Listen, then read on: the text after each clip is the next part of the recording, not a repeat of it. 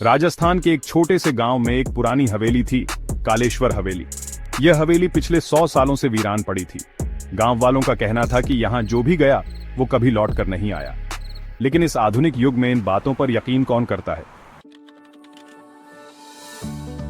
रवि एक जर्नलिस्ट था जो भूत प्रेत की कहानियों को झूठ मानता था। लेकिन जब उसे इस हवेली के बारे में पता चला तो उसने तय किया कि वह इस रहस्य की तह तक जाएगा। रात के अंधेरे में रवि अपने कैमरे और टॉर्च के साथ हवेली के अंदर दाखिल हुआ। अंदर घुसते ही अजीब सी ठंडक महसूस हुई। हवेली के दीवारों पर पुराने समय की तस्वीरें टंगी थीं, जिनमें से कुछ की आंखें जैसे रवि को घूर रही थीं। अचानक हवेली के दरवाजे खुद बंद हो गए। रवि घबरा गया, लेकिन उसने खुद को संभाला और आगे बढ़ा।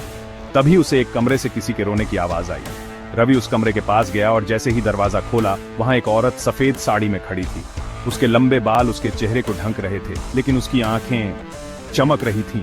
रवि ने पूछा, कौन हो तुम? औरत ने धीरे धीरे अपना चेहरा ऊपर उठाया और उसकी झलक मिलते ही रवि की चीख निकल गई। वह कोई इंसान नहीं, बल्कि एक आत्मा थी।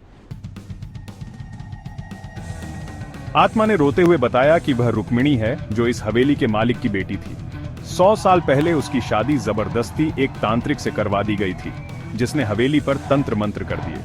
वह हवेली को अपनी शक्ति का केंद्र बनाना चाहता था, लेकिन एक दिन उसके किए गए काले जादू से हवेली में ही बंध गया। तब से जो भी हवेली में आता वो इस अभिशाप का शिकार हो जाता।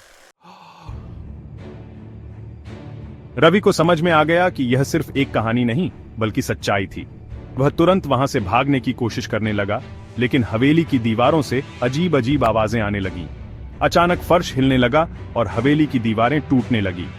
आत्मा ने चिल्लाते हुए कहा, अगर तुम यहां से जिंदा निकलना चाहते हो तो उस तांत्रिक की राख को गंगा में प्रवाहित करो। रवि को एक कोने में पुराना कलश दिखा, जिसमें राख थी। वह किसी तरह उसे लेकर बाहर भागा और गांव के पंडित की मदद से गंगा में प्रवाहित कर दिया। जैसे ही राख गंगा में मिली, हवेली के अंदर की सभी आत्माएं मुक्त हो गईं। सुबह होते ही हवेली खुद ब खुद ढह गई। रवि ने यह पूरी घटना अपने कैमरे में रिकॉर्ड कर ली थी, लेकिन जब उसने वीडियो देखा तो उसमें सिर्फ धुंधली परछाइयां थीं। उस दिन के बाद कोई भी हवेली का नाम तक लेने से डरने लगा। लेकिन क्या सच में वह तांत्रिक खत्म हो चुका था, या वह किसी और रूप में लौटेगा? अगर आपको यह कहानी पसंद आई तो इसे अपने दोस्तों के साथ शेयर करें और हमें बताएं कि क्या आप इसका अगला भाग देखना चाहेंगे। चैनल को सब्सक्राइब करना ना भूल।